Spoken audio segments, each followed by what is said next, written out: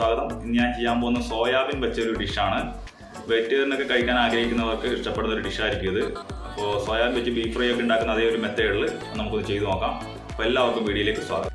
അപ്പോൾ അത് ഉണ്ടാക്കുന്നതിന് വേണ്ടി 200 ഗ്രാം സോയാബീനാണ് ഞാൻ എടുത്തിട്ടുള്ളത്. ഒരു പാത്രത്തിൽ വെള്ളം വെച്ച് നല്ലോണം തിളച്ച് കഴിയുമ്പോൾ അതിലേക്ക് കുറച്ച് മഞ്ഞൾപ്പൊടി, അതുപോലെ കുറച്ച് മുളക് പൊടി, ഉപ്പ്, അതുപോലെ കുറച്ച് കറിവേപ്പില കൂടി ചേർത്ത് അതിനുശേഷം ഈ സോയാബീൻ അതിലേക്ക് ചേർത്ത് നന്നായി വേവിച്ചെടുക്കാം. ഇത് 5 മുതൽ 6 മിനിറ്റ് വേവിച്ചാൽ തന്നെ വെന്ത് കിട്ടും. അടച്ച് വെച്ച് നന്നായി ഒന്ന് വേവിച്ചെടുക്കാം. ഇപ്പോൾ ഏകദേശം വെന്ത് വന്നിട്ടുണ്ട്. അപ്പോൾ അതൊരു പാത്രത്തിലേക്ക് മാറ്റാം. അത് തണുത്തതിന് ശേഷം അതിൻ്റെ വെള്ളമൊക്കെ ഒന്ന് പിഴിഞ്ഞ് എടുക്കാം. തണുത്ത് വരുന്ന സമയം കൊണ്ട് തന്നെ ഒരു പാത്രത്തിൽ എണ്ണ ഒഴിച്ച് അതിൻ്റെ മസാലകൾ തയ്യാറാക്കാം. എണ്ണ ചൂടായി വരുമ്പോൾ പെരുംജീരകം ചേർത്ത് കൊടുക്കാം. അതുപോലെ ചതച്ച മല്ലി ചേർത്ത് കൊടുക്കാം.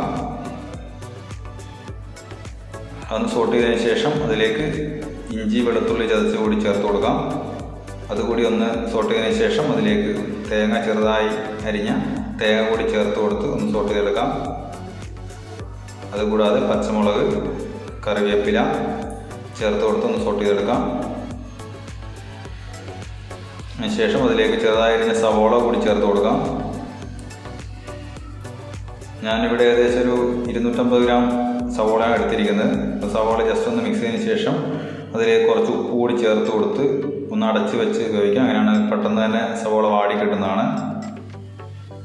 അപ്പോൾ സവോള വാടുന്ന സമയം കൊണ്ട് നമ്മൾ നേരത്തെ ഊറ്റി വെച്ച സോയാബീൻ തണുത്തിട്ടുണ്ട്. അതിൻ്റെ വെള്ളമൊക്കെ ഒന്ന് പിഴിഞ്ഞെടുക്കാം.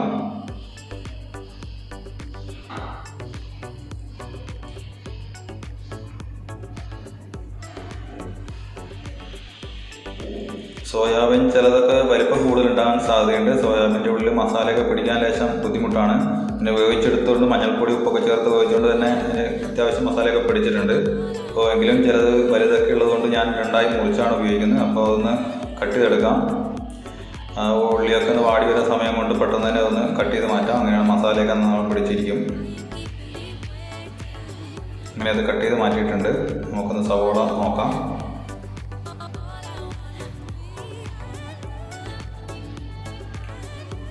സവോളയൊക്കെ ഏകദേശം വാടി ഒന്ന് റെഡിയായി വന്നിട്ടുണ്ട്. അപ്പോൾ ഇതിലേക്ക് മസാലകൾ ചേർത്ത് കൊടുക്കാം. മഞ്ഞൾപ്പൊടി കുറച്ച് ചേർത്ത് കൊടുക്കാം. മുളക് പൊടി, കാശ്മീരി ചില്ലി പൗഡറാണ് ചേർത്ത് കൊടുത്തിരിക്കുന്നത്. അതുപോലെ മല്ലിപ്പൊടി കുറച്ച് കൂടുതൽ ചേർത്ത് കൊടുക്കാം.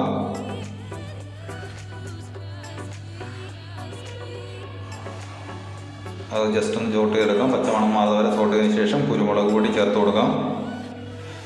ഗരം മസാല പൗഡർ ചേർത്ത് കൊടുക്കാം. പെരുംജീരകം പൗഡർ ചേർത്ത് കൊടുക്കാം. ശേഷം വീണ്ടും ഒന്നുകൂടി സോട്ട് ചെയ്തതിന് ശേഷം അതിലേക്ക് വേവിച്ച് വെച്ച സോയാബീൻ ചേർത്ത് കൊടുക്കാം.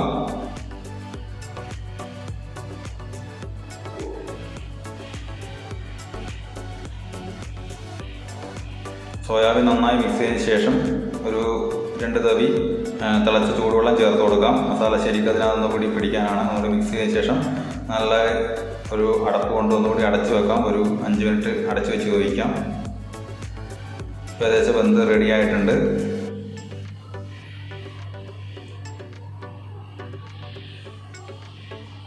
ആവശ്യത്തിന് ഉപ്പ് കൂടി ചേർത്ത് കൊടുക്കാം ഈ ഒരു സമയത്ത്. അതുകൂടാതെ ഒരു ചെറുനാരങ്ങയുടെ ഒരു ചെറിയ നീര് അതിലേക്ക് ചേർത്ത് കൊടുക്കാം. ശേഷം അതുകൂടി നന്നായി മിക്സ് ചെയ്ത് യോജിപ്പിക്കാം. അപ്പോൾ നമ്മുടെ സോയാബീൻ ഫ്രൈ റെഡി ആയിട്ടുണ്ട്. പിന്നെ പാത്രത്തിലേക്ക് മാറ്റാം. അപ്പോൾ എല്ലാവരും ഇത് ട്രൈ ചെയ്ത് നോക്കാം. സോയാബീനൊക്കെ ഇഷ്ടപ്പെടുന്നവർക്ക് കഴിക്കാൻ പറ്റിയൊരു നല്ല ഡിഷാണ്. അപ്പോൾ വീഡിയോ ഇഷ്ടമായ എല്ലാവരും ലൈക്ക് ചെയ്യുക, ഷെയർ ചെയ്യുക, സബ്സ്ക്രൈബ് ചെയ്യുക. അപ്പോൾ വീണ്ടും പുതിയൊരു വീഡിയോയുമായി കാണാം. അതുവരെ എല്ലാവർക്കും bye bye. Thanks for watching.